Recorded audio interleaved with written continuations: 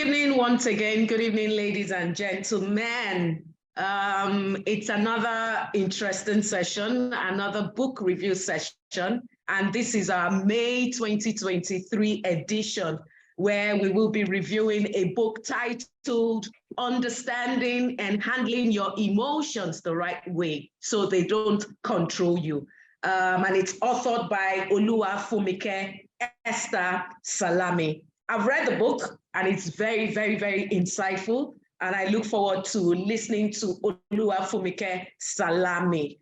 A little intro about this book club, the TRI-METROPOLITAN book club, especially for those who are joining for the very first time.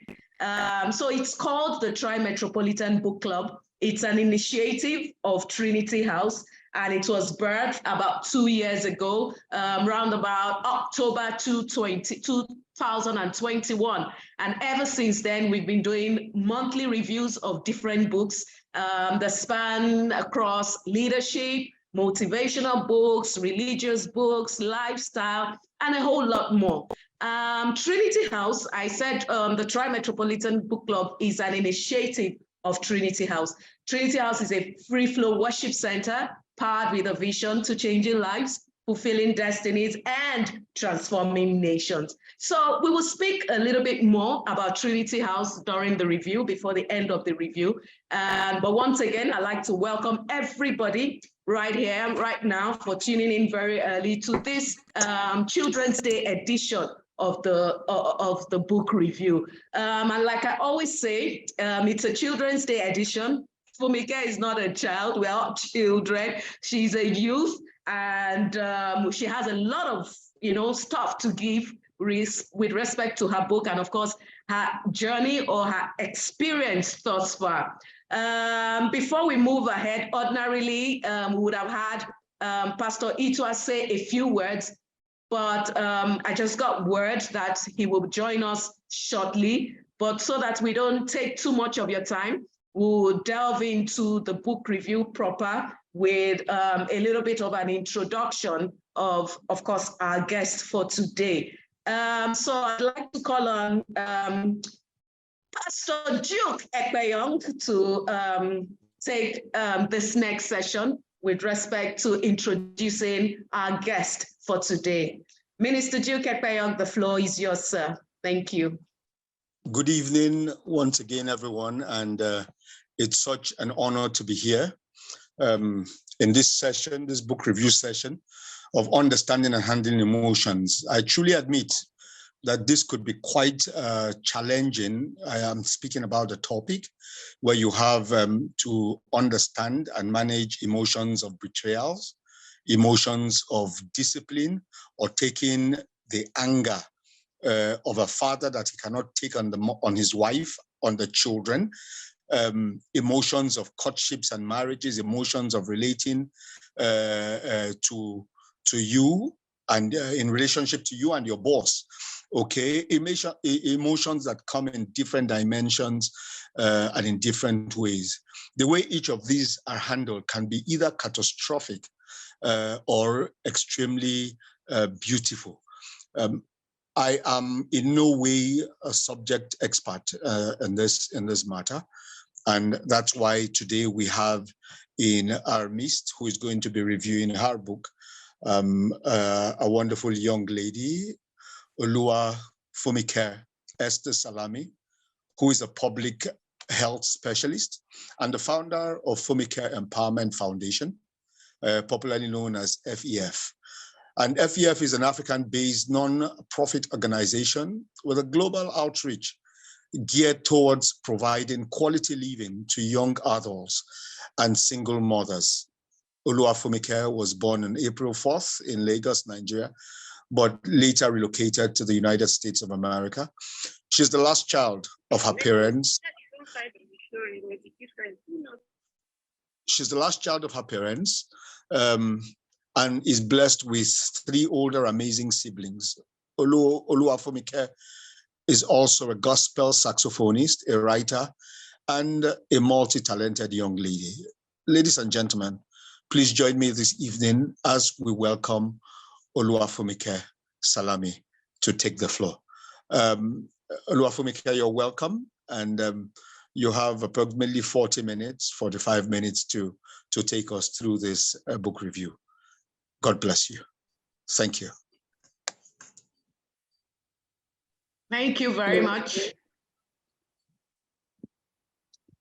Thank you very much. Floor is yours. You can unmute your mic now. And okay, your video. Yes, everything is on yes, now. I did. Yeah, it's such an honor to be here today, and I'm so grateful for the opportunity to be here. I do not take it for granted. So, yeah, I would like to share my screen right now. Would you give me just a couple of seconds?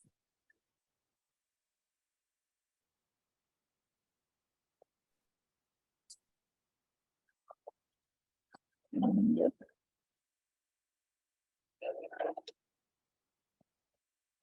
Yeah. Oops, sorry. Oh yeah, so I'll start by the dedication of this book. So basically, this book was dedicated to those that stood by me during my darkest days, my siblings, my mom, my closest friends, my spiritual parents, and my therapist, and my beautiful cousin. And it's also dedicated to those that are fighting their way through life. So the introduction. We live in a world whereby our emotions takes the best of us. Sorry, just 1 minute. Okay, it says that it's still loading here. Oh, it's still loading? Yes, I can't see the slides yet. Okay, 1 minute. You can take another minute to do that, yeah.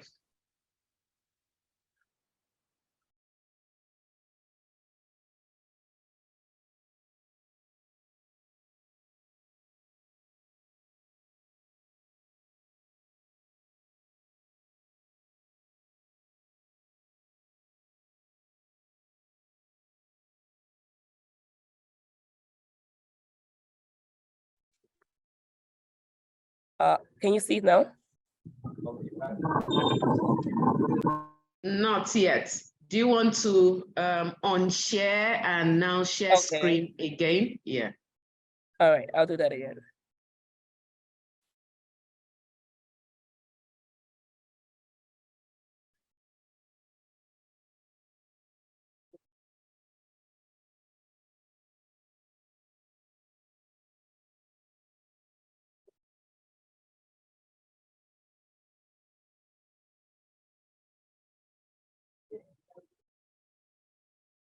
How about now? Fantastic. Oh, it's gone off again. Oh, wow. It's not showing now because I can see it from my side. Okay, I saw it for a brief moment, then it went off and it says loading again.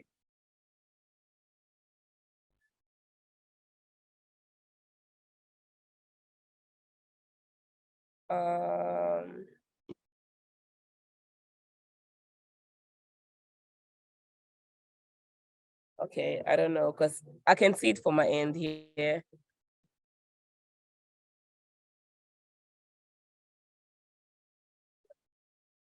Let me, okay, go ahead, or let's wait another 1 minute. I think when it's on slideshow, it loads, but try again. Let me, since I have it, let me try and download it from my end and see if I can, yeah. Just try again. I think it's, when it's on slideshow, it shows, but when, I think when you now, hang on. Let me try from my end. Let me try and download it. But I think what I have is a PDF. So it says, Fumika has started screen sharing. Double click to enter full screen mode. Just try again if it will work.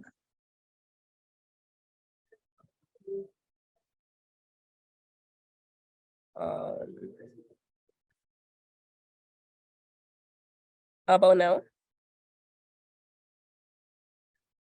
Still says low. Oh, wow. I can see from my end. Do you mind sharing from your side? Yes, I'm trying to actually download what you sent to me. I didn't do that before now. Oh, okay. It will be easier for you to, yeah. But I think you can go ahead. We'll just listen in, and once we can figure that out, then Okay. yeah. And wait, sorry, before you go ahead, can you send it to me again in a non-PDF format? Because this is, what you sent to me is PDF. Yeah, I think it's more easier on PDF, that's why. Okay, don't worry, I think,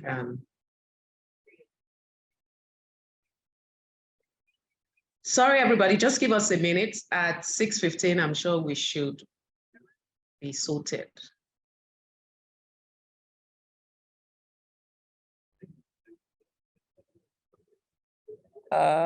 Can you see it now? 'Cause I'm trying to use another way. Yes, I can see it now. Yes. Oh, okay. Okay, fantastic, fantastic, fantastic, fantastic. Okay, so we can go ahead now. Yeah, fantastic. Yeah, so I was doing the introduction before. So basically, I was just saying, we live in a world whereby our emotions like takes the best of us. It controls most of what we do when we don't get the opportunity to control it the proper way. Unfortunately, there's a whole lot of people that battle with their emotions and they don't even know how to ask for help. They don't have that courage to tell someone how they feel, to get the proper help that they need. Throughout the days, our emotions affect our daily lives in separate ways. It could be our work, it could be our family, it could be our relationship, and if care is not taken, it will destroy our lives. For instance, I may isolate myself by cutting out people to hear from God. I mean, I'm not doing that to hurt people around me, but I just do that most times because I feel like there's so much distractions, and like staying away from distractions help me hear from God. So this book will be like one of the most inspiring book you've probably read. And if you're still waiting to read the book, it will be an honor for you to read it. The foreword of this book was written by the late pastor of Holy Ghost Christian Center, North America, Dr. Shiju, who is also a scientist. He's a pastor and he has seen so many people in the religious environment and the non-religious environment. And he also said that he has seen so many unhappy people in high functioning relative and successful people around him, and their emotions has destroyed most of the daily activities.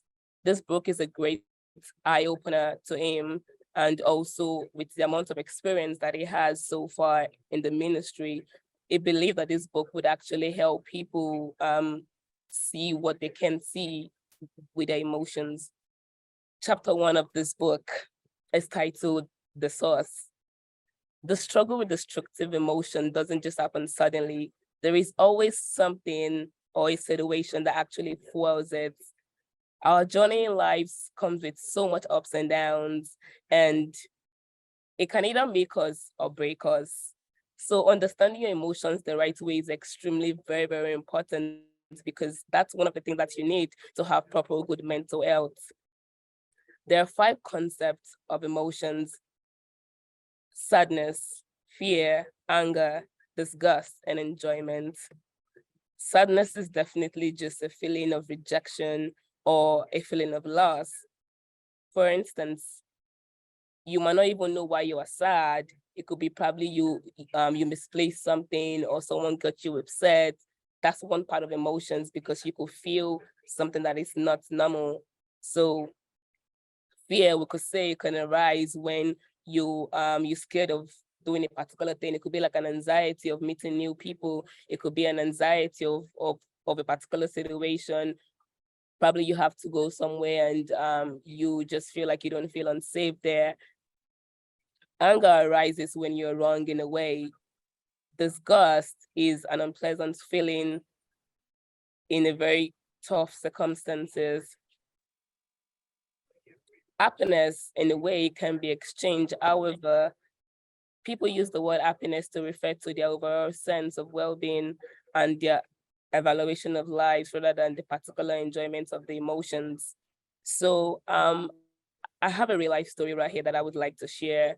It's a story of my friend Zoe. Zoe moved to the United States when she was 18 years old. Her goal was to make Jesus proud. However, she had lots of ambitions that needed time to grow. She started taking it one step at a time. One fateful day, her uncle walked up to her and told her, "Oh, you have to go marry your cousin so you can have a better life in the United States just like you." Yeah, she thought it was just a joke until time passed and Zoe turned 20 years old and she was excited that she was going into the woman that God wants her to be. In 2019, our world began to crumble before her eyes. Well, it's time for her to go back to Ghana to marry a cousin who was just 18 by that time. She was 2 years older than him, and Zoe saw it as a sin against to herself and also to God. But her family saw it as a way to help their nephew relocate to the United States. However, she disagreed. In return, she became the black sheep of the family.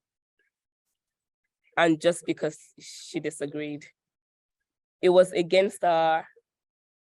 She was like just the black sheep of the family, basically, just because she said no. She was despised and rejected by her family. Zoe only had the support of her mom and her immediate siblings, but they had less to do just because, I mean, it's just family, you know, they say. As a result of this, Zoe was all alone with her creator. At the beginning of this issue, she was all fine, but everything started when her uncle came to her. That was the beginning of her depression. That is the source of Zoe's problem. Your emotions just don't start just by itself. There is always a source that actually fuels it. And that's why we see it right here. Zoe was all fine. As soon as her uncle started, she became depressed. She was diagnosed with depression and PTSD in the process. She had to deal with this all alone without no friends, without no support from anyone. She tried communicating her feelings to her family members, but they insulted her in return, telling her, oh, she has no reason to be depressed, you know. I mean, I'm pretty sure you were expecting them to say, okay, maybe because she's depressed, let us just change our minds and let's just, you know, see how we can help Zoe heal from this depression, or let's just stop all this, you know, getting married to my siblings for papers and stuff like that. But in return, she was told to pray away her depression, quit therapy, and quit telling people about it. She was broken and shattered. Her life was getting worse day by day because of depression. She failed all her classes due to lack of motivation to study. She felt like dying. She felt like her life was in pain. Her life was at stake here and there was nobody to help. Did she try committing suicide? Yes, she did, twice, because it was way too much for her to handle. The battle went on like that for Zoe for 3 years. Tears day and night, tears day and night. The family fight got really, really worse because she said no, and her emotions was eating her deeply and deeply day by day. She enrolled into therapy to get help, and that was the moment she started getting healing. Her therapist was very, very supportive, and she got the opportunity to talk to the therapist every day. Even as she was going through all of this, she hid behind the scenes from everyone. God became her refuge. She healed from her depression and from her suicidal thoughts. This was the origin and the source of Zoe's ups and downs. Zoe's story is an example that shows that an event in our lives can have a tremendous impact on our emotions. Our decisions, our lives in general, can be impacted by just one problem. Take some time to go back into the realms of your thought and ask yourself, what is the source of my emotions? How has my emotions destroyed me in a way? have I been able to control my emotions? Everyone could just take a moment to just, just reflect. Have I been able to handle my emotions properly? Like, is there a source of an event that happened in my life that I feel like, okay, this is like the problem of my life? So basically, chapter 1 is just trying to explain that whatever we're going through in this life, there is always a reason behind everything. One can't just wake up one morning and just be like, oh, I'm depressed and I'm sad without a reason. There's always a source to a problem. There is always a reason to go through a particular phase. But even with the fact that you're going through those phases, seeking God and getting help, like therapy and those things can help. What if Zori never got help? What if Zori never spoke to God? What if Zori actually never took the time to be deliberate and be like, okay, I want to heal from this. I just don't want to continue my life like this. Our family members despised her. She was rejected. She had nobody beside her, but God did not reject Zoe. So the first chapter, basically, the source means that every issue that we're going through in life is from a source.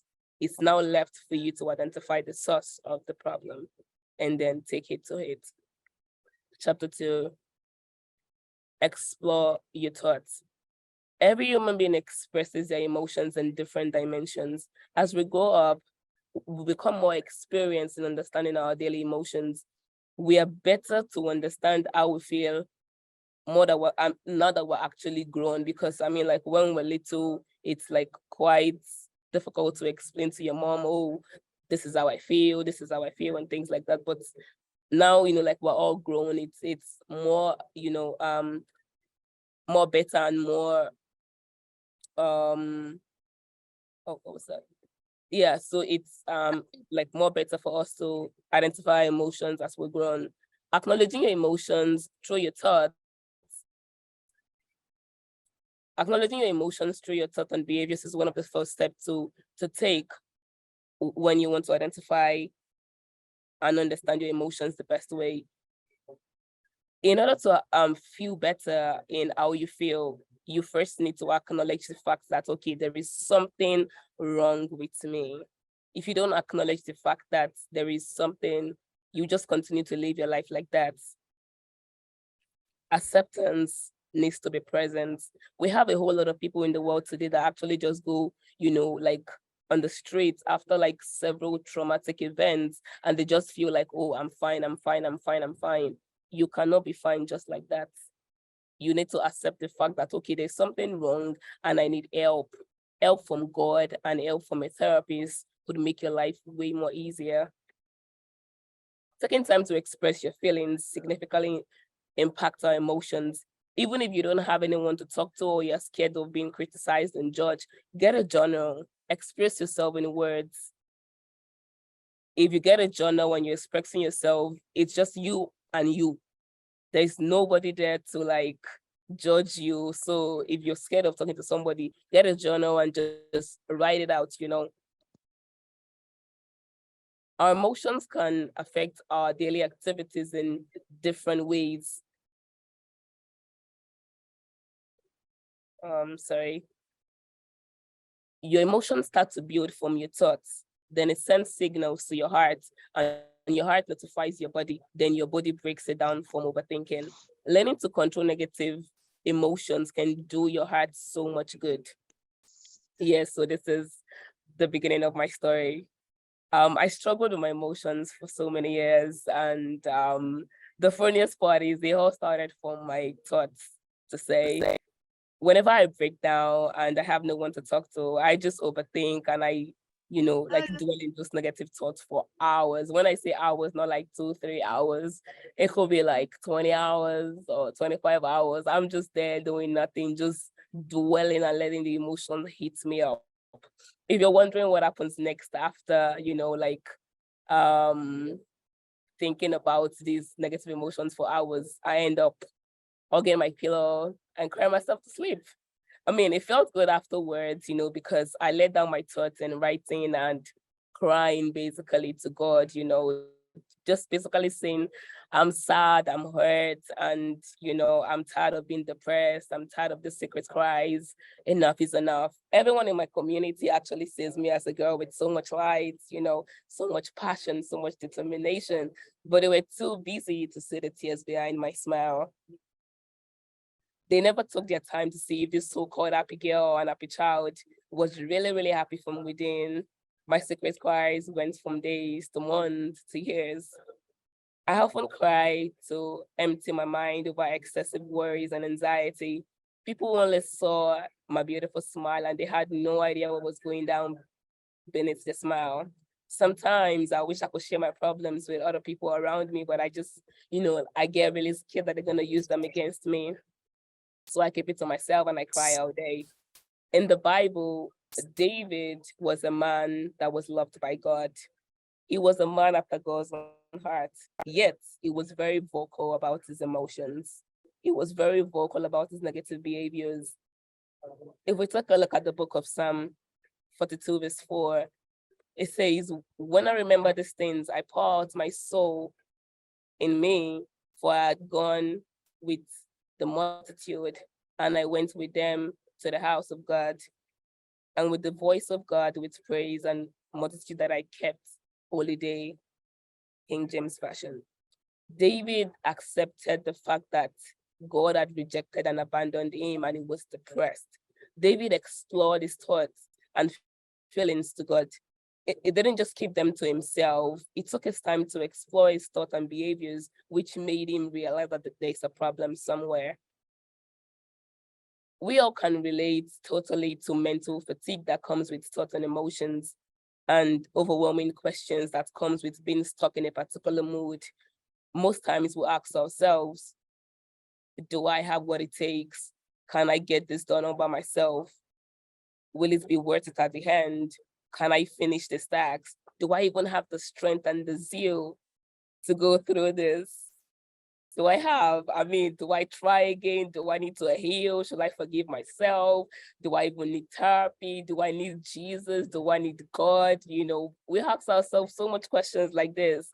If you found yourself weighing those questions and, you know, asking yourself, do I really need this? It's more challenging than just weighing both options. Our mind becomes an area whereby our thoughts need to dwell and strive through a lot of things.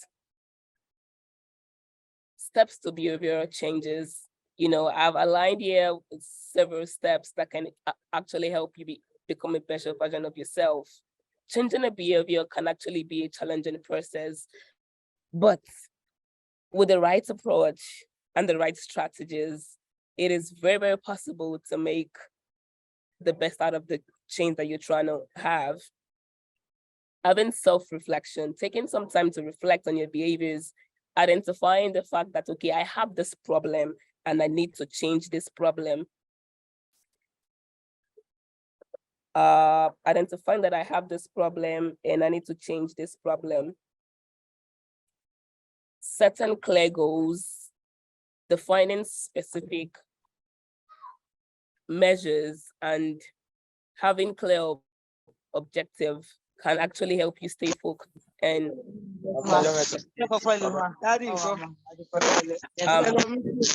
can you hear me? Hello. Is everyone there? Yes, we can hear you. I can hear you perfectly well. Yes. We've muted the person. Thank you. Okay. Sorry.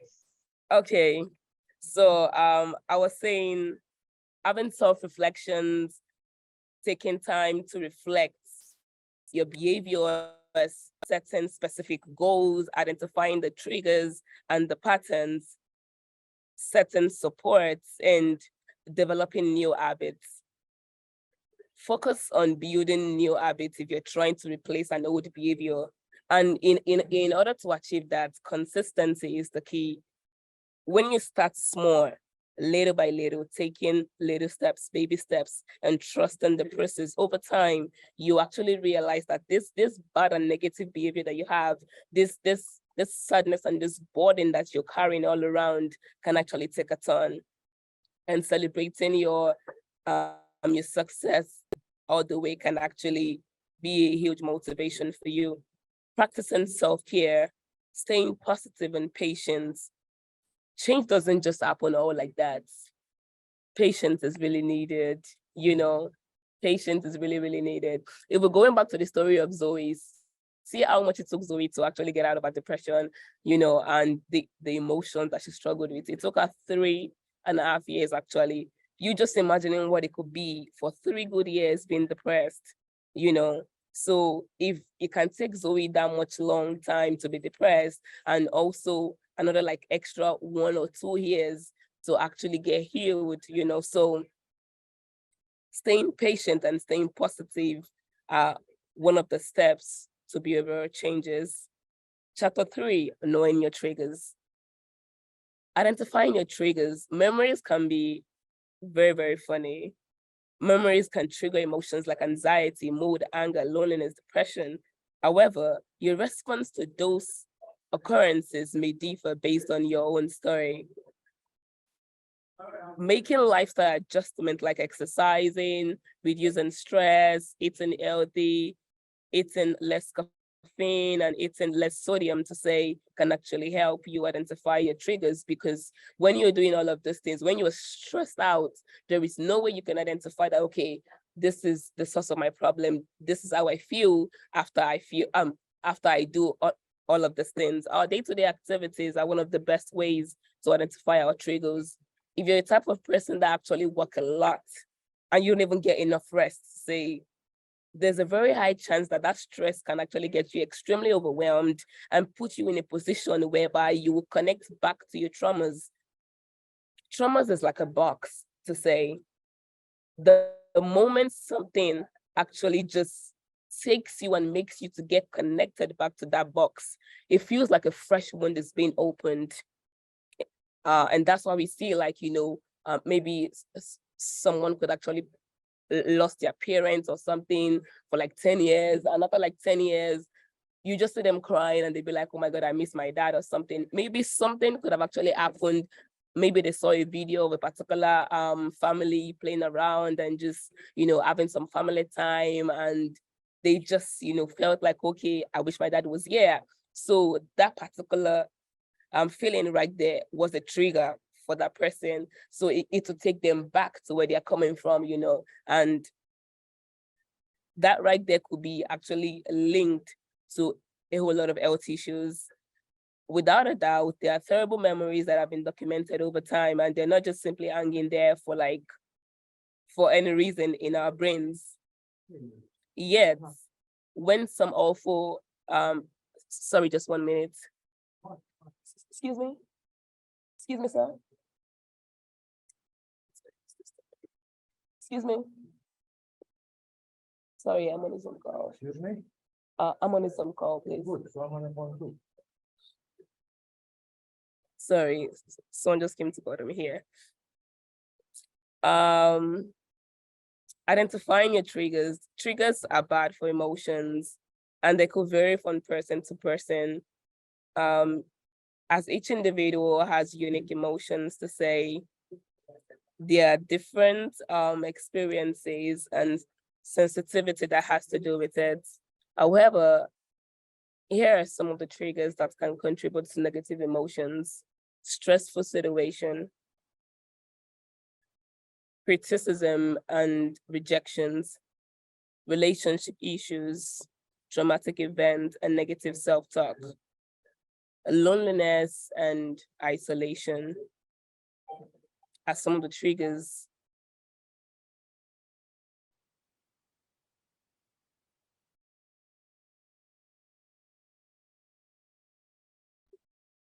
Chapter 4, emotions and depression.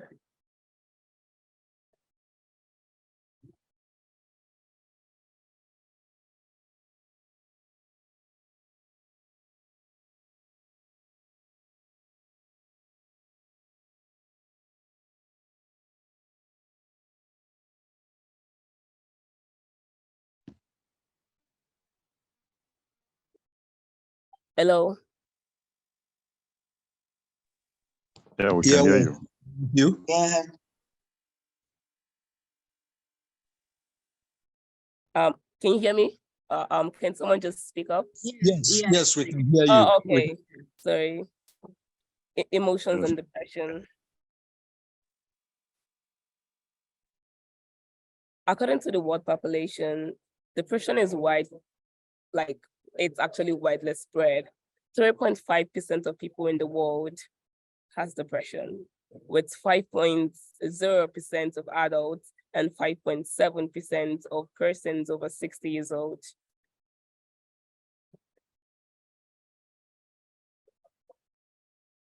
Around 280 million people worldwide suffer from depression. Depression can be a dangerous disease, actually. I call it a disease. I wouldn't even say even it's like a mental health problem, because it can actually break you severely. It's going to make you and affect every single thing that you do, from your work to school to family. Depression can actually lead to suicide, and it's actually one of the worst case scenario that we've heard so far in the world. We've seen one of the most wealthiest people commit suicide just because they were depressed. We've seen a whole lot of artists, amazing people that, you feel like they're happy and they're actually doing well, just because most of them never took the time to actually accept the fact that they were depressed and actually get help. Yearly, we have about like 700 people that die from suicide. Suicide is one of the first highest cause of death among the age of 15 to 29. A depressive episode can actually last up to 2 weeks. And it comes with so much mood swings, like feeling sad, feeling empty, feeling irritated, having loss of pleasure, loss of emotions, lots of motivations to say, having poor focus. Life can be so complicated and tiring sometimes. There are occasions whereby I felt like life wasn't worth it, and I tried and I was ready to give up. Is it a fight to battle suicidal thoughts or overwhelming stress of my day-to-day activity? I actually started working 2 to 3 jobs when I was like 18 years old. 18, yeah, it was actually 18, not 19. And I was going to school full-time at that point in time. Yet I actually had the opportunity to be among the dean list of my school and also the best graduating students of my school at that point in time. Quite surprising, but actually God did it. I was finding it very, very hard to see what life could offer me. It actually took me 3 years to see the beauty of God in my life. I struggled to trust people, because when I trust with my whole heart. When I love with my whole heart. When my heart was broken and I was depressed, my emotions were all over the place. It got really, really tough for me to express positive emotions. And that was how I was able to, I wouldn't even say enjoy it, because I did not enjoy it. It was extremely bad. And the sad part of it is, like, not even my mom knew I was depressed. I was that good at hiding it, from everybody, my siblings, my mom, my dad, my friend. Yeah, it was that bad. And that's what depression can do to you. It can make you isolate yourself to the point that you just feel like life is not worth it anymore. Like life is not even worth living. Like what's even there in life? Okay, we have people. Okay, we have pastors. Okay, we have, activities to make you smile and laugh during the day, but you will not even feel like you are even worth it in the first place. Over time, I started having mental breakdown, and I tried to make myself feel better. However, the person that turned my depression into cheerfulness was actually God. If you place your heart in God's hand, and if you focus on Him, it would actually make your sorrows and your thoughts brand new. It will help you overcome your obstacles in life. If you stand in front of the mirror and look at yourself from head to toe, all you see is a beautiful body, but there's a lot that goes inside that we do not see. Imagine with our bare eyes, there's so much that we can see with our bare eyes, but there's so much that God sees in us. Nothing comes easy in life, and that's why studying the Word of God allows you to see and learn the premium of seeking God's face during trying times. I remember talking to myself at some point, how would I feel tonight? Because my emotions change frequently. Even if I was in a good mood in the morning, it's not guaranteed that I would be very, very good in the nights. My feelings and thoughts were completely controlled by me, and even got worse. I had no idea that I could do anything or get better. Looking at Proverbs 29, verse 8, and Isaiah 4:6, God made it clear by saying people perish for lack of knowledge. And I can testify based on my experience how true that is. Have you ever done something so ridiculous and you're emotionally down, and later you said, oh my days, I can't even believe I just did this? I'm pretty sure your answer was yes, because we've all had times in our lives when we're down. The Bible offers hope for those that are experiencing depression. Romans 15 verse 13 says, may the God of hope fill you with joy and peace, and you trust the name so that you may overflow with hope by the power of the Spirit. It reminds believers that God's love and God's promises provide a foundation for hope and restoration. We feel like doing a thing, so we just do it to please our feelings without the consideration of the results. The sad part is we cannot undo what has been done, so most times we regret afterwards. We don't have our lives all full to ourselves just because God created us and God gave us this life doesn't mean that we have it all by ourselves. Our emotions are often unreliable and they are not trusted when we make final decisions. You may have an habit of following your feelings to thrive and for comfort and for other things, but as soon as you don't try to place your life in a situation whereby you seek God for most of the things that you want to do and you don't rely on your emotions, that can actually help in cultivating a bad habit of negative emotions over time. Cultivating habits of good emotions, but not letting them control you. Chapter 4:5, the prisoner of hope. I call trauma the prisoner of hope because it jails up your hope and your trust in God and your trust in life, your trust in people. That's why chapter 5 is called the prisoner of hope. Trauma is a personal experience which can be in various circumstances. However, because trauma is very, very tricky, if you believe your experience is not traumatic, you may be correct, and then at the same time, you might not be correct. It sneaks up on us when we least expect and locks us up in the shadow. It tries to make us believe that everything we went through was extremely normal.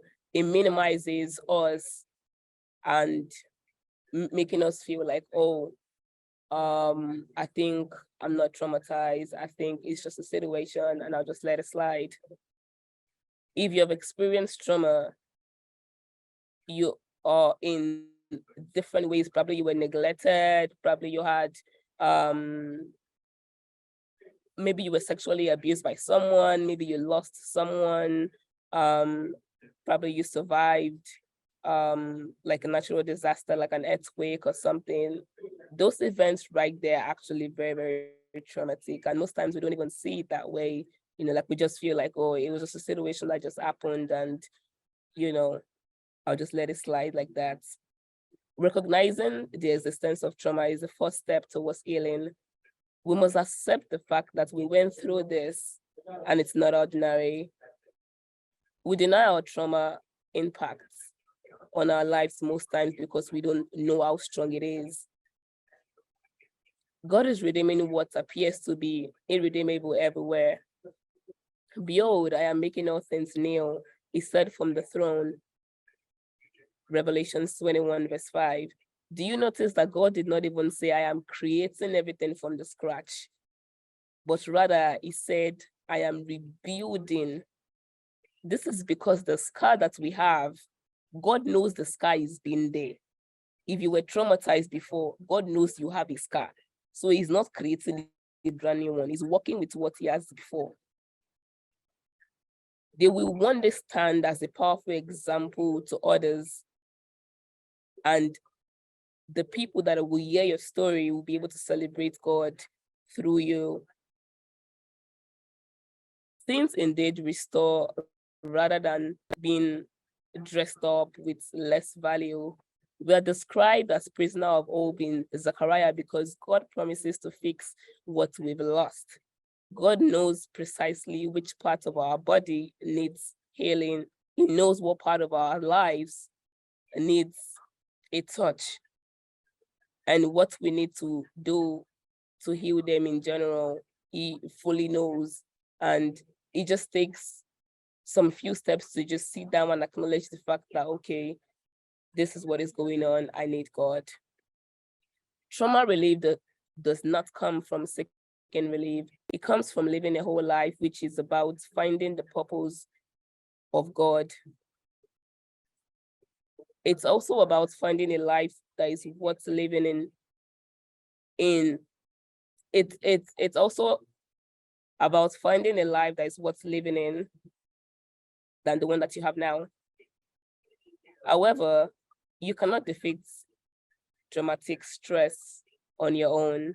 The adversary is way too powerful and clever. Your only hope is to find healing through God and humanity. Paul, as an early Christian, was the Christian leader that went through a wide range of difficulties and trauma. This man was stoned, beaten, and shipwrecked.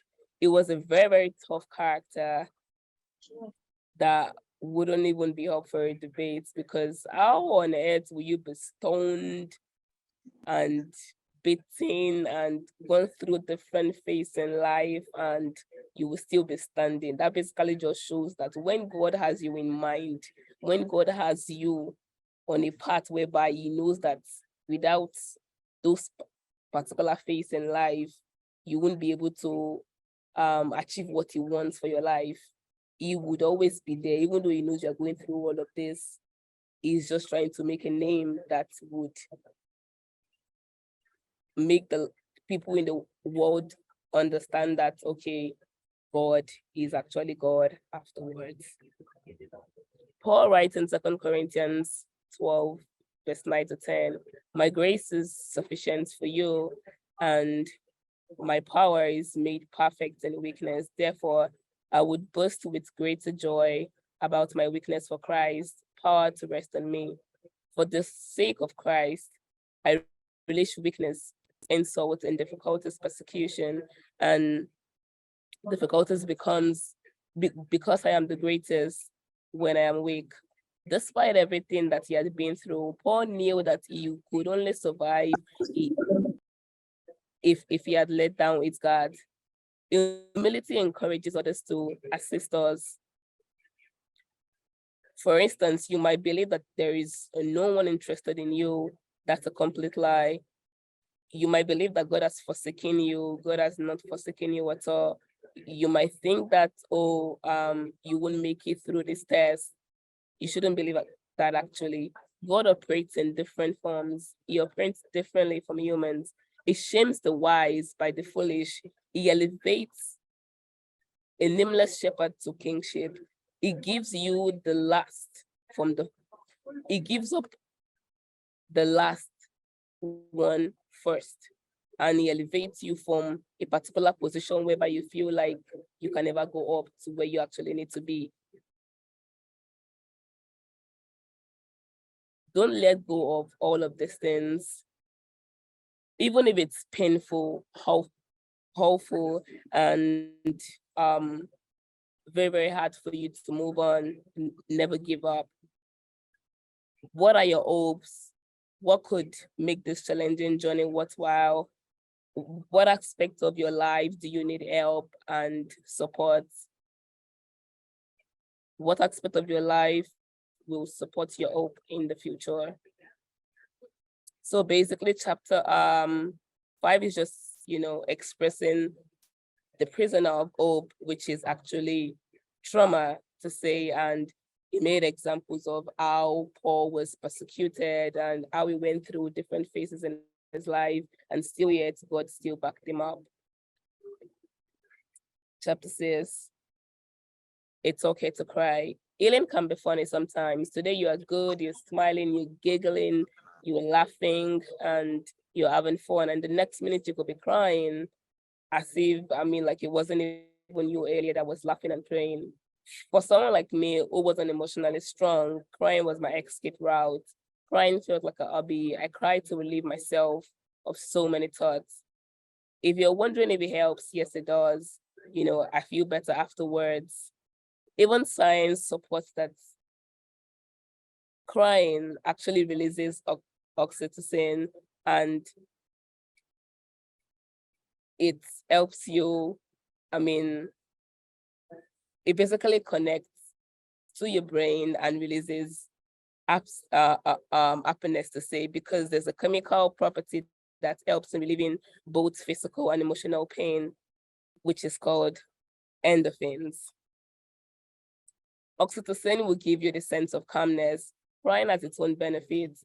It helps you recover from grief, restores your emotional imbalance, improves on your mood, releases toxin, and relieves stress. We have learned from scriptures that there are times for everything. There's a time to cry, laugh, and everyone will express themselves by crying at some point in their life. People love to say things like, oh, you are showing sign of weakness when you cry. Men don't cry. Besides, you're a man, you shouldn't cry.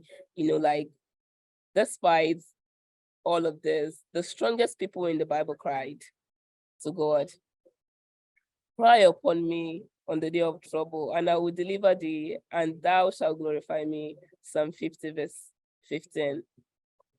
Believers have called on God in times of crisis throughout history.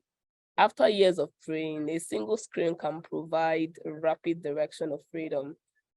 Many people have pondered why merely praying to God has such a substantial benefit. Yet, the promise is clear. When I cry to thee, thee shall mine enemies turn back. This is known, for God is for me. Psalm 59. Jesus is a perfect example in John 11:35. Jesus wept. David also cried to God, and a lot more people did.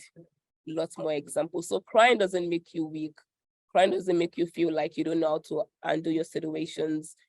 Crying just gives you an acknowledgement like, okay.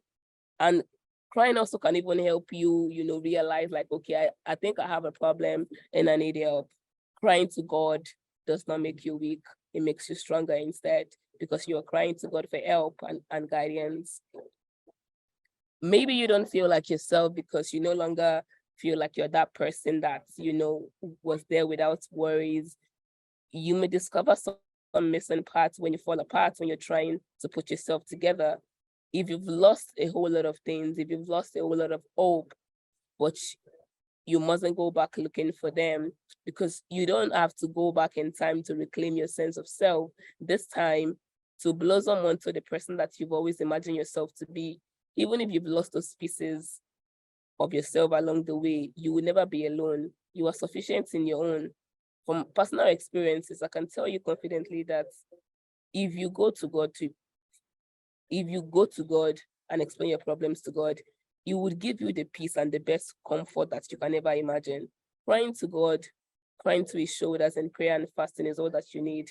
Then watch to see how God will come through for you. Don't be surprised if I tell you that God keeps tracks of our tears.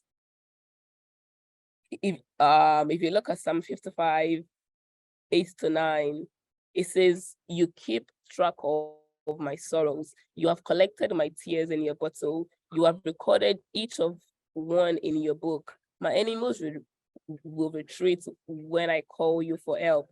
This I know, God is on my side. I'm pretty sure you're wondering why God will do, or like what God will do. Will he come down from heaven to wipe your tears, or like will he bring a tissue and just say, okay, my son, here you go. You know, but because you've sinned against God and you went back to him, he would actually have mercy upon you. Revelation 5-4 says, he would wipe every tears from your eyes, for the older things has passed away. There are no more mourning, there are no more death, crying, and pain. He's seated upon the throne. I am making everything new. Going to God will just make a way for you, because God himself has promised in the Bible that he will make all things new. He will make all things brand new. He will make everything work. We have barely 10 minutes more. Barely 10 minutes more. Barely 10 minutes more, my sister. Okay. Yes. Okay, so I'll just make it a little faster. Thank you. God's plan for you. So most times we ask God, like for different things. We ask God when we go through things like this, like, oh, God, I'm asking you, why am I going through this? Why does it have to be me? Why do I have to be sad? Why do I have to have this life that I can't even control my emotions? How about you feel like, okay, God has a plan for me and I would trust God. I would trust his process. I would trust everything that he has for me in stock. God created you and there's definitely a plan for you. What if everything you are going through is preparing you for what you asked God for? So there's always a plan for God in your struggle. There's always a plan for you in your struggle. Don't give up. Just trust God and trust his plan for you. I'm gonna share this story. God dealt with me in mysterious ways. I gave my life to sorry, this is a story that makes me laugh a little. I gave my life I gave my life to Christ in 2015. I was 16 at that time. I took it upon myself to stay away from so much sinful things. I stopped listening to secular songs. I stopped attending parties. I just felt like, okay, I don't want anything to distract me before that time. So, and I'm grateful to God that I actually, started small and everything was going well. On before that time, I had given the guy a yes, like saying, oh, I would be his girlfriend and things like that. I was very young and I did that out of peer pressure. I didn't even know, why I did that, and I didn't know how to tell the guy that, hey, I just gave my life to Christ, so, I can't be in a relationship with you because I feel like God doesn't want me to do this right now. I was just, 2 weeks in the relationship, so I just blocked the guy. I blocked everybody. I changed my number. I went to go live with my pastor at that point in time, and everything was just going well. Traveling to America, I felt like, oh, everything was going to be good. I relocated. I was just doing things. And in the process, I actually forgot God. I actually forgot my secret place. I found myself extremely so busy, extremely way too busy to even pray, to even do anything. I got comfortable in my secret, in my own comfort place, and it went like that for like a year. I was just there. I even forgot I was even a Christian at some point. Not like I forgot, but then I was just not doing what a Christian should do, like seeking God in their secret place, In no short time, I actually learned the hard way. I felt like my world was falling apart. I became depressed. I had suicidal thoughts. I was ready to give up. I had no hope. I cried and cried and cried. If someone could, cry blood, trust me, I would have even filled up a gallon and stuff like that. So until I realized that I've taken some few steps away from God, so I needed to run back to my first love. My struggles led me back to God, and I found favor in His sight. Everything I was going through was preparing me for what I asked God for. It's not too late to return back to God. If you're feeling tired, if you're feeling not worthy of God's mercy, like take a look at Job 23 and you would see that God Himself has plans for you. Tell someone how you feel. Talking to someone, does not show a sign of weakness at all.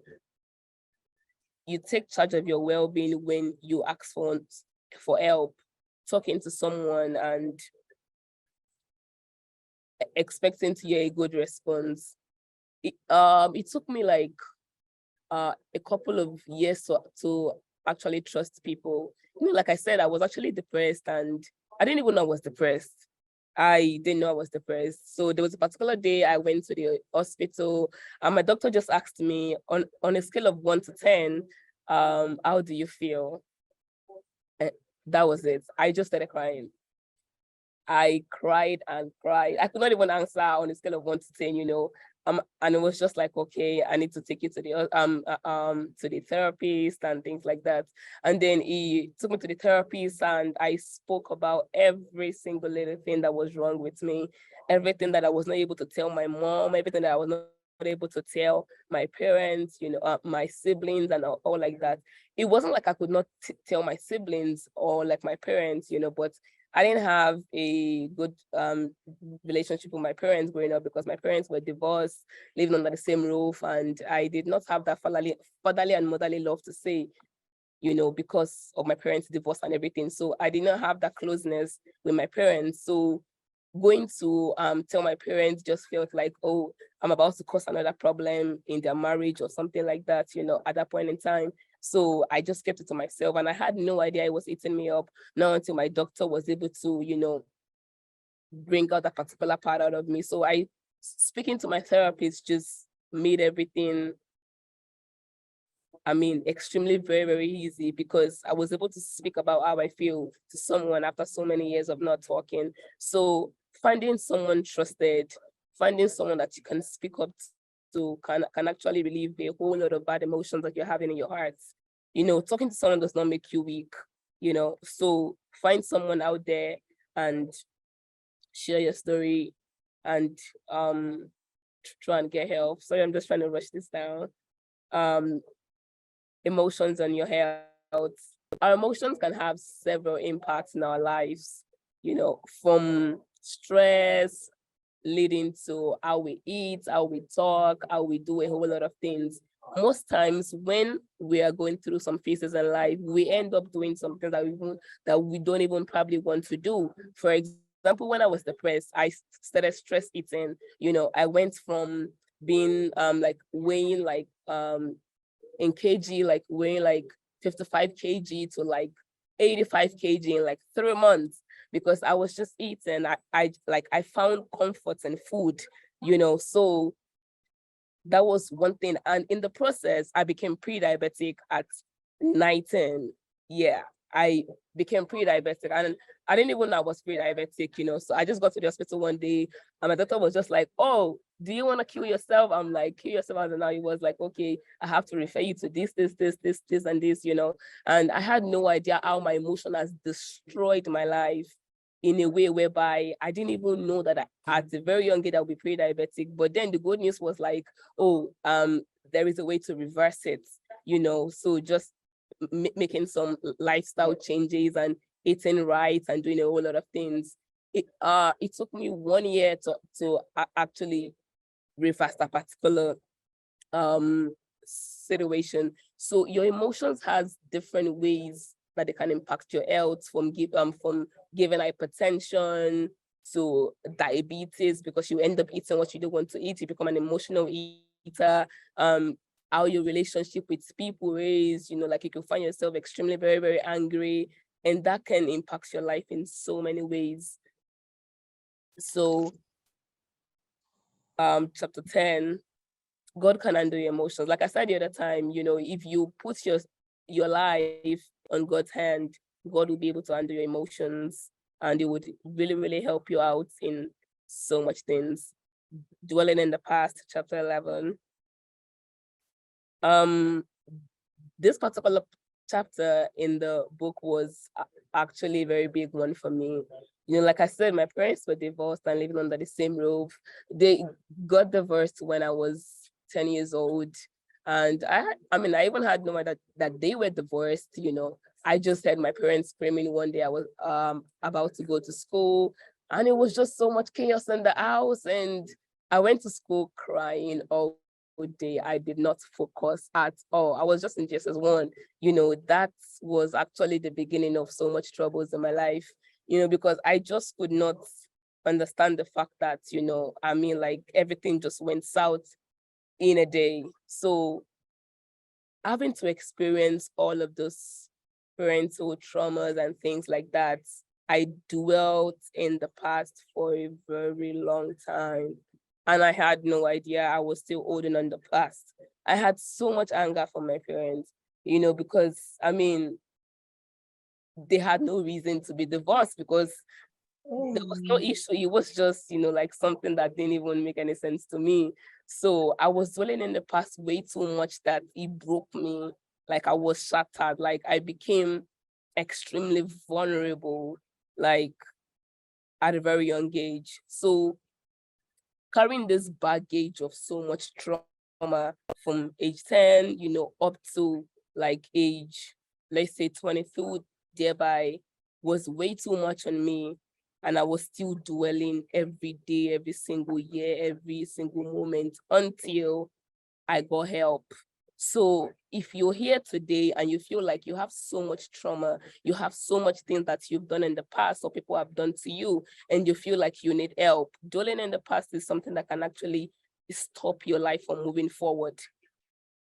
You need to accept the fact that you need help and you need people in your life to actually bring that help to you. Seeking therapy, go to your pastor, explain, let him counsel you in a way. Drop that baggage of the past. Drop those things that actually would stop you. What if I had not, dropped the baggage of my past? What if I had not, dropped the anger from my parents, of how I was not, of how I didn't have this parental love from them? It probably would have affected me in a way to my next generation self, because whatever I'm carrying, whatever baggage of trauma that I'm carrying, I might impose it on my future children to see.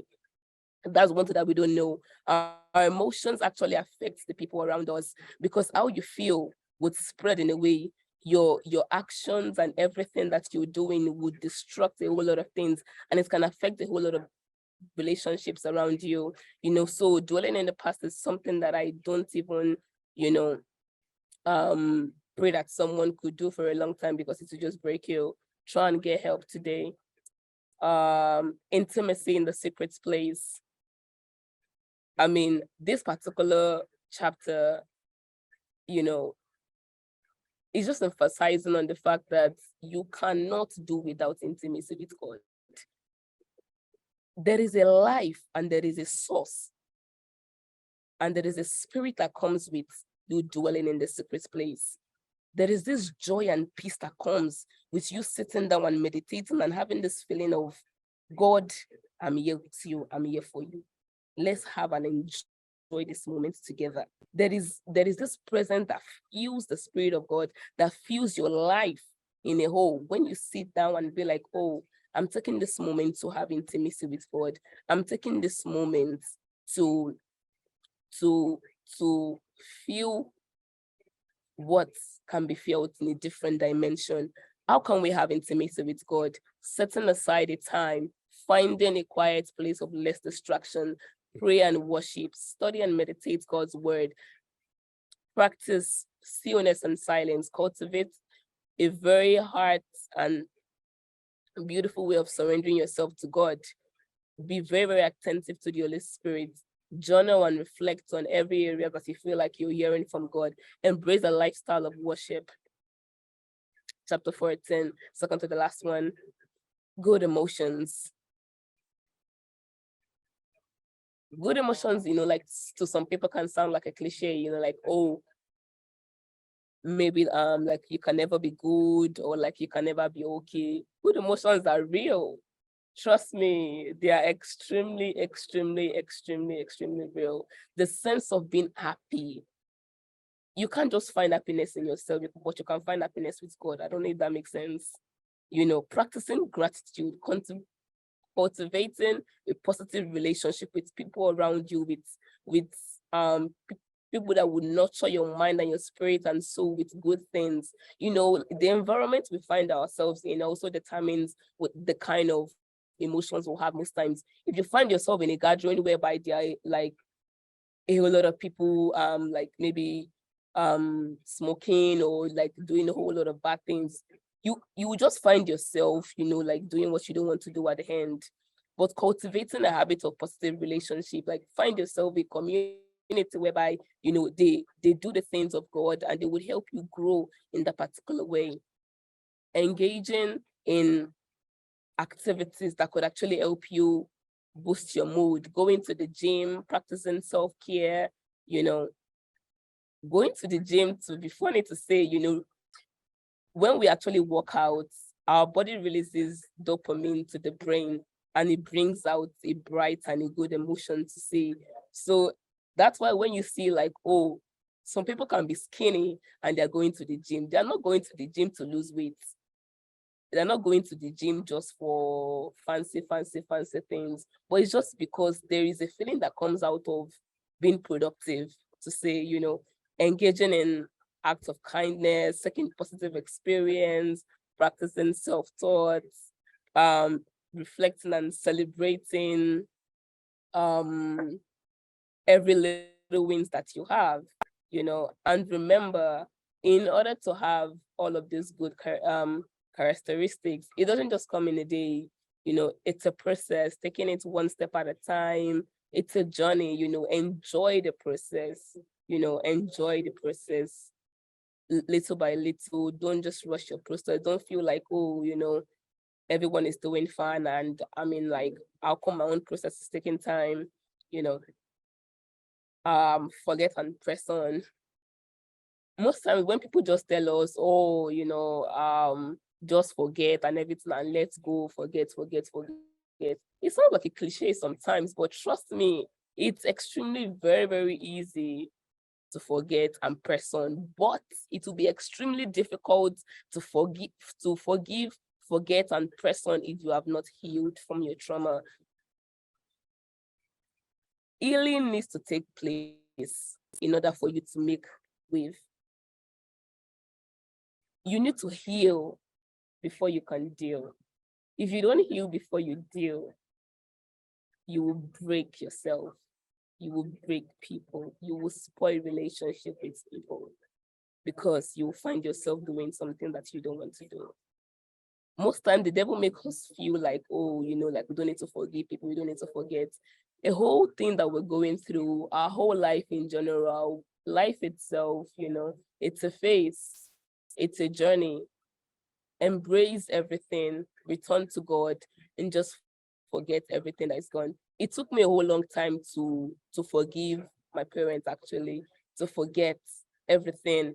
But as soon as I laid it out on God, it was extremely very easy to forget and press on. It was very, very, very easy to forget and press on. Jacob was a deceiver. Moses committed adultery. Samson was a lover of women. David had an affair and also committed suicide. Jonah fled away from God. Christ was denied by Peter. The Samaritan woman went through multiple series of divorce. Mary Magdalene was possessed by demon. Trust me, it is extremely easy to understand and handle your emotions the right way when you get help from God and from the right resources, to say. I mean, I have so much in this book, you know, it's quite, I don't even know the word to use, but you know, it's quite hard. Let me say hard. It's quite hard to like explain and go through everything, you know, little by little. But then I would really, really encourage you today. If you're failed, get back up. Try again. If you fail, try. If you fail again, try again.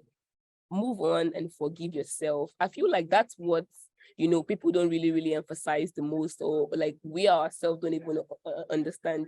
Understanding self-worth, to say, the moment you find happiness in you, nobody can give you happiness. No man, nobody can give you happiness. You need to find happiness in you. Forgive yourself. There's so much that you've done. Fine, yes, I accept, but I forgive me. Find that happiness, put the past behind you, and put your faith in God to help you rebuild and reaffirm everything that needs to be rebuilt. He knows, and he will do it perfectly. My fellow readers and my fellow listeners, I urge you to live a life with intention. Be bold and be fearless. Make a difference and live the life of God that God has destined for you. I mean, I'm proud to say, you know, that I'm grateful for Helen.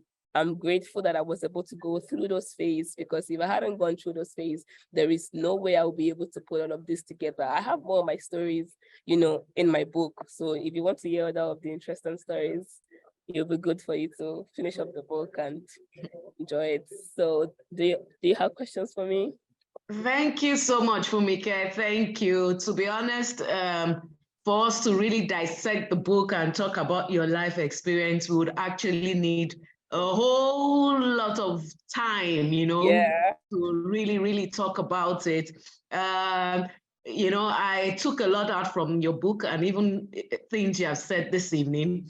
A lot of people go through so many things. And the truth is, even the people that are close to you are actually too busy to even notice the sadness that comes in between those beautiful smiles. So sometimes people need to look at you deeply for them to understand that, oh, there's something going on. So I read a lot of things. I mentioned on the platform that, I mean, depression is real.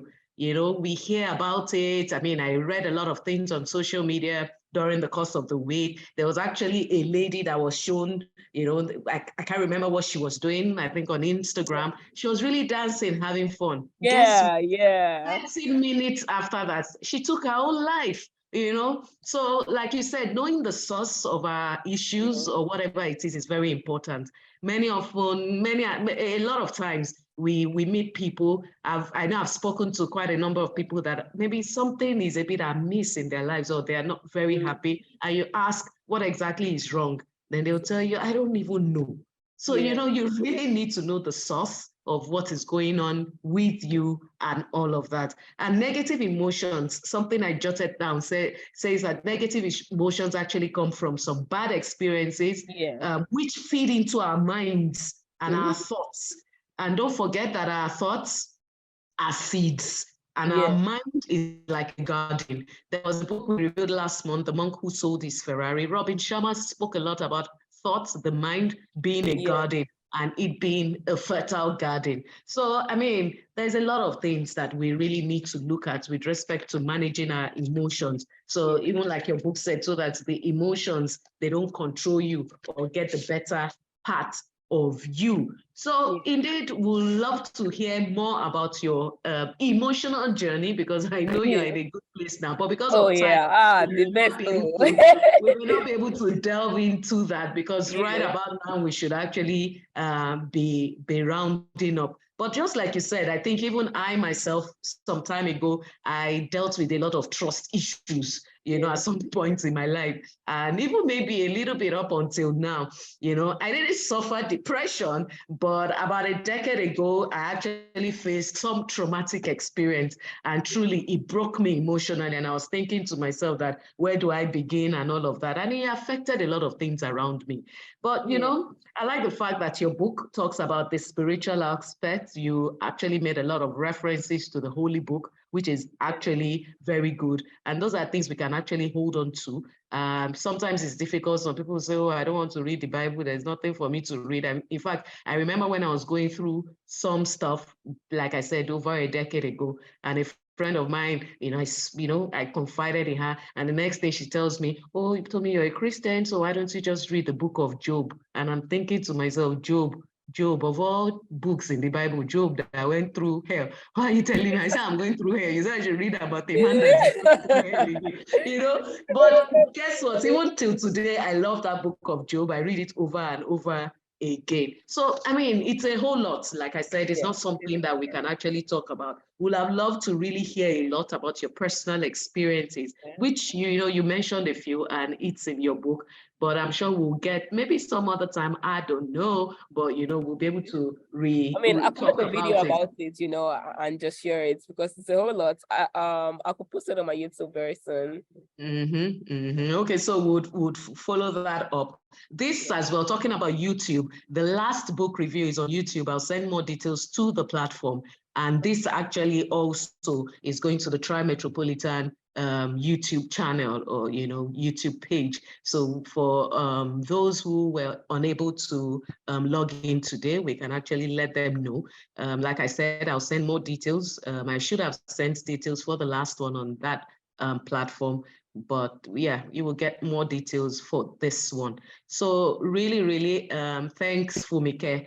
I'll yield the floor open so that maybe in another 5-10 minutes, we could have a few people, because I can already see some hands raised, ask questions or give comments or their thoughts, or maybe they want to also talk in about 30 seconds, 45 seconds, a minute about their own experiences, or just basically ask you questions. But I can see Mr. Kent's hand is raised, and you may please unmute your mic while we take your thoughts. Thank you. Yeah, thank you, Dr. Tommy. Well done, Fumike. Yeah, great, and I enjoyed your review. My question is, what ways would you recommend to help people organize their thoughts and then understand their emotions better? Thank you. Sorry, if I'm to get your question, like what ways can I? Yes, organize, one that you can recommend to help individuals better organize their thoughts and then understand their emotions better. Okay. So like I said the first time, right? Every of our life's journey starts with a problem, of our depressive mood starts with a problem. So my advice is take a seat and identify the fact that, okay, I have a problem. If you don't accept, if acceptance is not present, there is no way that, that you can get the help that you need. So accepting the fact that I have problem is the first way. Then the second one is understanding where the problem is coming from, because the problem cannot just, come up just like that. So understanding where the problem is coming from, which is the source, like I said in my book. So knowing the source and then getting help. I would not say, you can get help by yourself, or like you can relieve your traumas by yourself. I would actually advise going for counseling. I wouldn't, I would advise, someone that is going through this, and in order for them to understand and handle their emotions the right way, they need healing first in order to be able to deal. So if I'm to advise someone that wants to understand and better their emotions the right way, is firstly accept that you have a problem and you have, the next one is to look for the source of the problem. The third one is to get help, get counseling, go for therapy, find healing. And on the side, read books, watch videos, talk to the closest people that you have, as friends. You might not trust everybody, but there should be one person that you can always confide in. Even if you get help today, therapy, there will be some days where you just be feeling a little down. That's why you need someone, in order to understand your emotions. It takes a little bit of time, but trust the process, if that helped. Sure. That is actually very insightful or illuminating, as I would say. So thanks for that. But I'm trying to see if there are other. I'm just going through the chat room, and basically comments are that it's been a fantastic, good review, and I know that a lot of people would have really wanted to hear more, to be honest, about your personal experience. But like we said, there wasn't enough time. Your book is 15 chapters, 15 solid, interesting. I mean, I was saying on the platform that this is the first time that I will read a book or each chapter twice, because I actually, yes, I read it each chapter twice. So it took me a while. Usually the book is very easy to read. So it's something I could have read in 2-3 days. But I took my time. I'll read chapter 1. I'll go back again, read chapter 1. So I thought it was just about chapter 1. But I found out that I did the same for all 15 chapters. So you can see that I actually read the book, over and over again, so to speak. So I know that it's really, really pregnant with a lot of information. So exactly. So again, truly, it's not this kind of platform, you would need more time. Maybe we can have you come back in another day when we can actually do a review about emotions, about depression, and maybe we have some other guests that could actually talk to people about how they can actually deal with such issues. So you can now come in, talk more about your personal experience, one or two other people also, and we have like a therapist, so to speak, which will help, because a lot of youths, a lot of young people, even adults go through a lot, but having said that, I can't really see any more hands up, but and I'm trying to look at the chat room as well, but really basically saying that someone asked the question actually. Okay, so basically them saying it's been an authentic and relatable sharing by Fumike. So what's the question? Maybe you want to answer the question. I'm trying to how do parents help reduce or eliminate escalating factors responsible for depression and negative emotions? I don't really understand that question to say. So is it like for the parents or for the Okay, I've seen the question.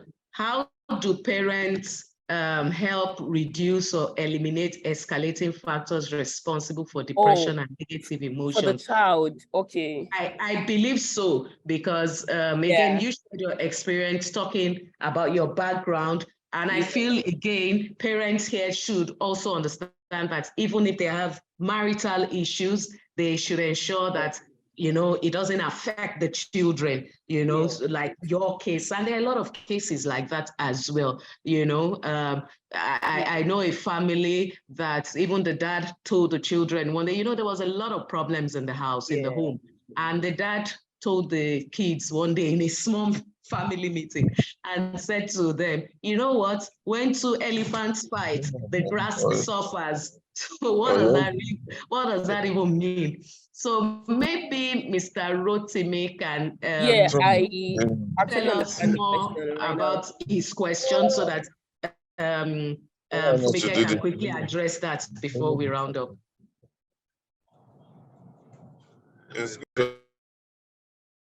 My question has to do with escalating factors. Take, for example, a child has, let me start by saying that the presentation by the author has been a fantastic one, very authentic. Kudos to her that she could turn out this book at this age. Well, back to my question. Now, we are living in a world that is so full of tension, a lot of stress, and they have quite a number of stressors as well as stress factors. One of it is putting pressure on a child to make a particular grade in class, grade in university, and all that.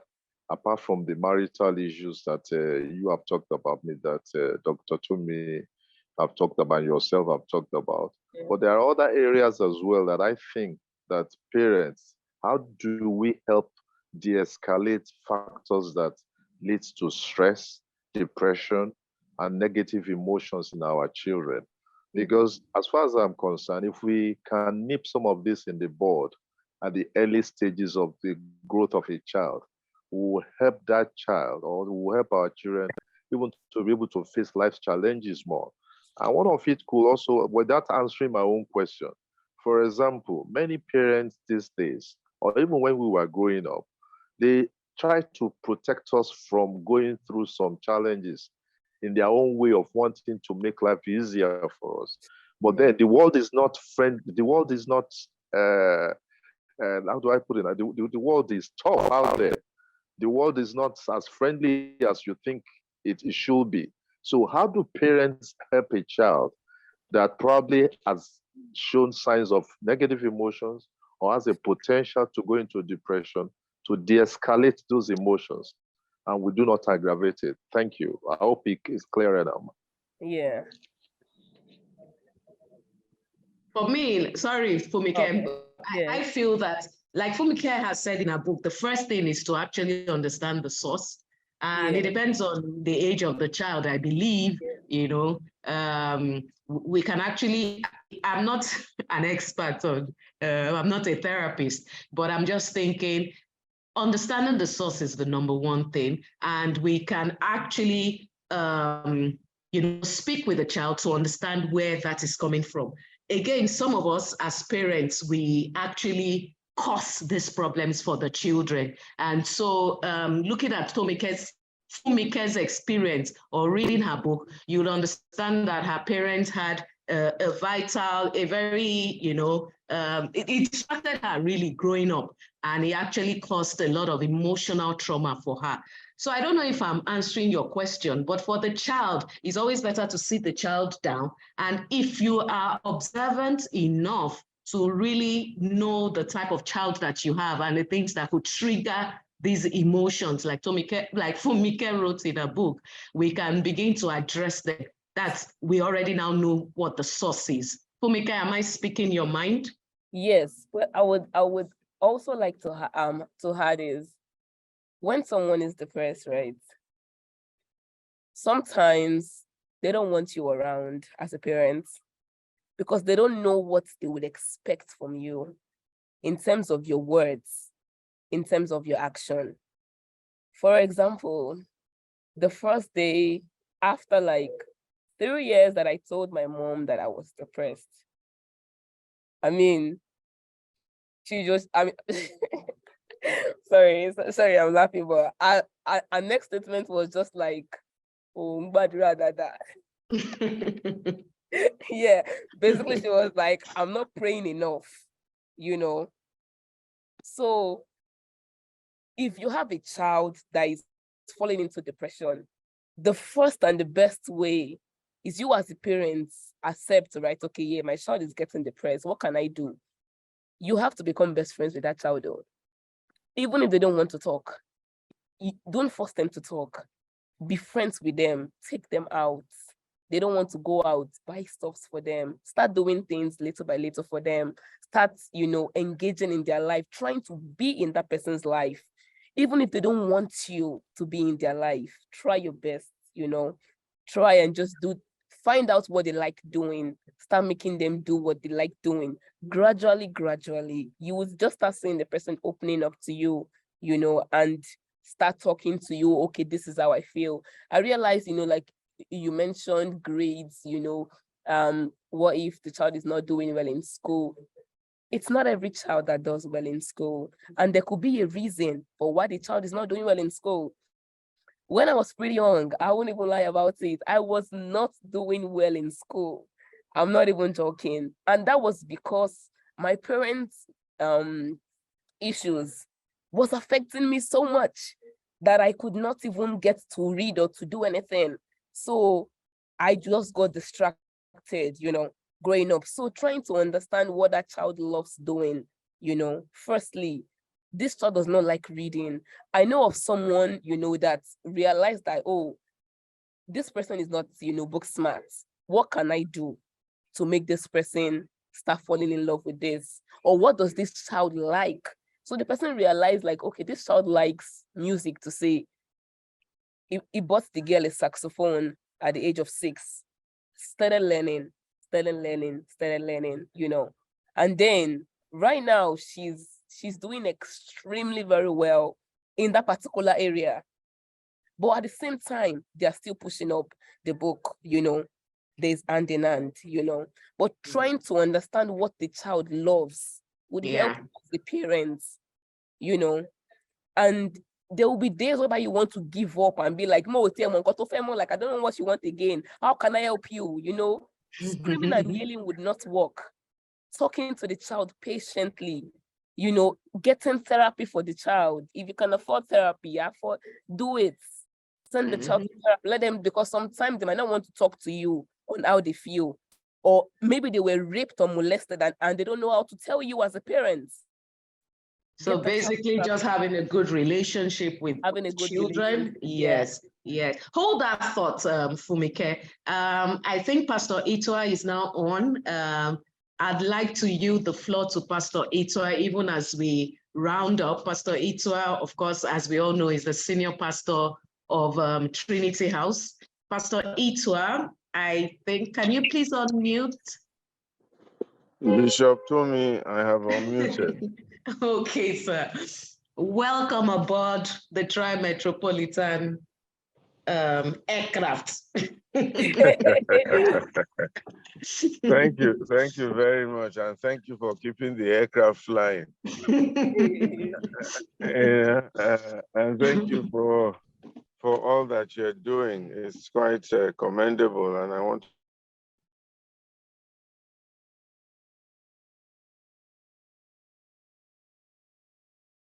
Okay, we've lost him. Pastor Ito, we can't hear you anymore.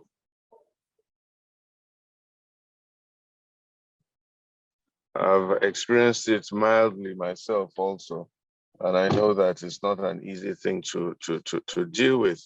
And I like the perspective that Tomike has brought into the whole picture, and how to deal with parents and how parents should deal with a lot of children. And a lot of children are going through this thing right now. And statistics has it that many more might still go through it because of the changing world that we're in. So I think it's a very timely book. I think it's a fantastic book. And I want to thank and congratulate Tomike for putting this together. And I hope she'll be able to publish it all over the place and even be a speaker on various platforms, encouraging people, advising them. You know, from where I'm coming, I just told them that the benefit of history is for us to learn from it and know exactly what to do going forward. And that's why some of us go through certain, some of us go through certain experiences. The experience is painful while we're going through them. It's usually for the benefit of others and for us to learn how to move forward from it. So Fumike, we thank you very much, and we really, really want to appreciate you. We're looking forward to the next book.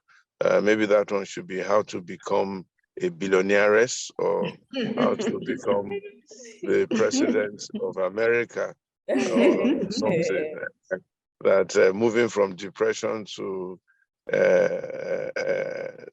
overcoming everything and becoming a great president. So Fumike rather, Fumike, you must think of becoming president of somewhere, anywhere you choose. We'll follow you. Okay. Thank you. I want to thank everybody on the call. I want to thank you for being there. I want to thank you for reading the book. I want to thank you for participating. And I say, God bless you all and God be with you. My prayer is that anyone going through depression right now, the Lord will heal, the Lord will cure, the Lord will strengthen, the Lord will bring you out in the name of Jesus Christ.